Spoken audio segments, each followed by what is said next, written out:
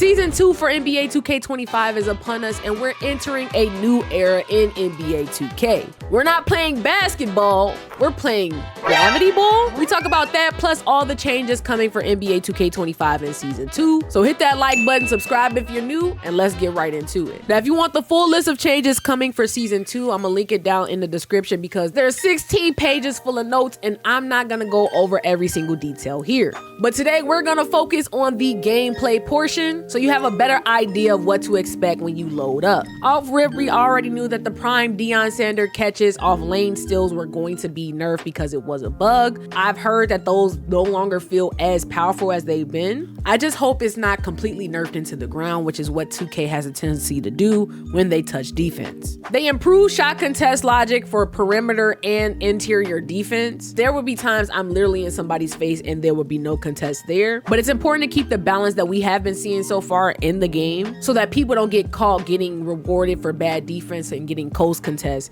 Point 3 is the most important change on this patch. Fight me in the comments if you feel otherwise. I have been saying for weeks that shooting is not the main issue with the game, but the input delay and the latency has been kicking our butt for the last 6 weeks. Actually testing it this morning online, the input responsiveness, not only when you're catching the ball, using the right stick in general, movement feels so much better. That is one of the main issues that's been holding the game back from its full potential. Mike Wang confirmed on Twitter that they have now mapped a fade input to the right stick as well. So if you want to R2 fade without having to use the button, you can do it directly from the stick. They fixed the exploit for the low post fades. You'll no longer be able to green everything when you low post fade with rhythm shooting. So you post scorers who are out here terrorizing the masses on the 1s and 2s court, you might want to make a new build, my boy. Personally, I wasn't using the Jordan Clarkson hop shot, but I am not a fan of nerfing things that have to do with dribbling. It's not an exploit to the point where people can't actually guard against it. That's probably the reason why I say we need to slow down overreacting on Twitter and different spaces when we see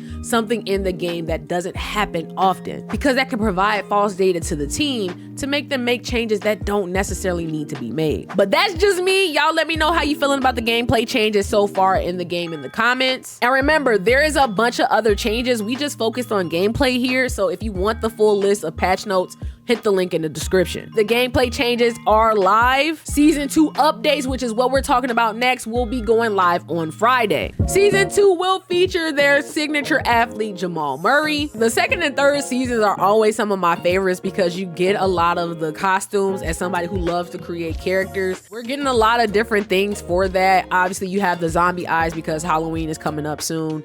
And the emo Jimmy Butler hair is going to be cool to see exactly what else is in there, because you know the season 2 outfits also is probably going to have some cool stuff in there too. At level 39, this mummy costume, and for the base pass, it's just the regular mummy that you see here.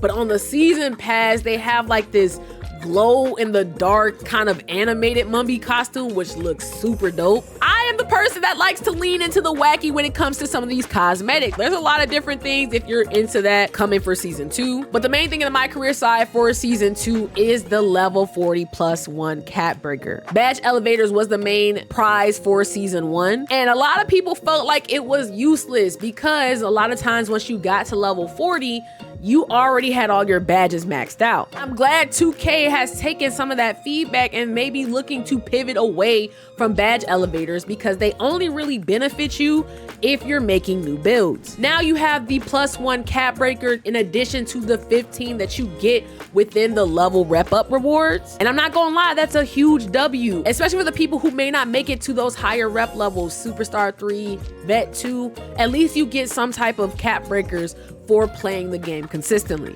But hear me out.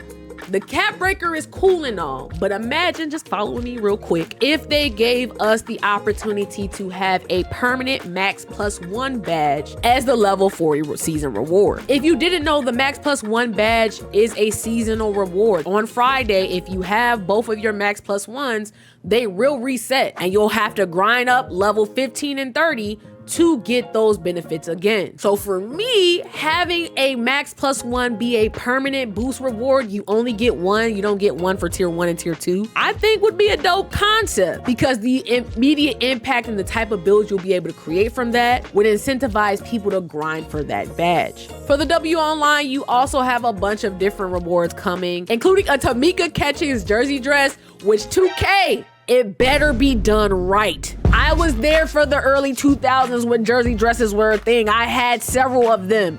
If it don't fit the way it's supposed to, we gon' have a problem. Which, if you haven't jumped into the W, you should, because it's the game experience that everybody says they want with 2K. You can load up, create a new player. You already start off at an 85 overall, and it's like that NBA Live experience where you grind up your player to become the WNBA GOAT by playing the game. I've had my fun over there for sure, so if you play in the W, definitely hit me up. I want to continue to grind that. I have a couple series for the W coming soon, including a special one that's gonna come out on Friday for season 2 and out of the WNBA finals. So if you're trying to help me become a game changer in the W, join up on the Discord, because I definitely need some people to run with over there. 2K has added something that nobody saw coming. This new version DLC for NBA 2K. It's not Old Town Sunset, NBA 2K16. No, it's this new version of the game called Gravity Ball. It's made by the developers for Lego 2K Drive, the same people that has improved the mechanics for the go-kart and the track in NBA 2K. So for all the people who are upset and saying that they should focus on basketball,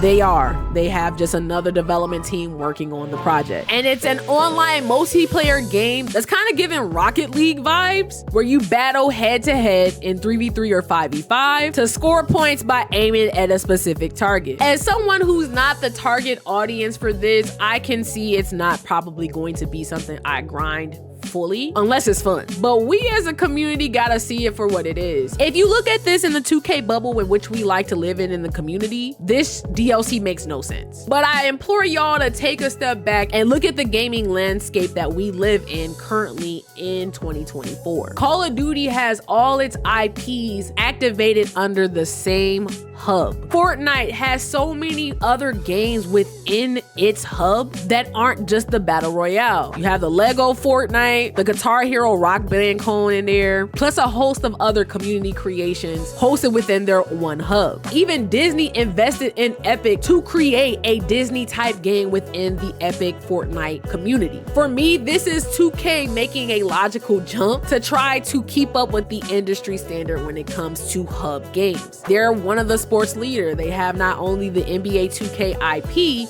but also PGA, Top Spin 2K, Lego 2K Drive. There's a bunch of different things that 2K can do to create this hub for sports gaming. From a marketing perspective, connecting this to one of your most popular games when they're similar in terms of style could be a benefit. But unlike in previous 2Ks where it took up an event spot, like we have for trivia or dodgeball, this is something that's optional. So for everybody that just wants to hoop, just hoop. But am I gonna check it out? Absolutely. Why not? I think it could be a fun experience, and who knows, some of the greatest games we've gotten in this generation of gaming have come from mini games within other games. What are you most excited for season 2? How have you been liking the gameplay changes so far with the long-awaited gameplay patch? Let me know in the comments. But if you need a build to start your season 2 off right, why don't you tap the screen right now and check out my walk-in bucket build that's more of a nuisance than Max the Cat. So on that note, I'll see y'all in that one. Good night.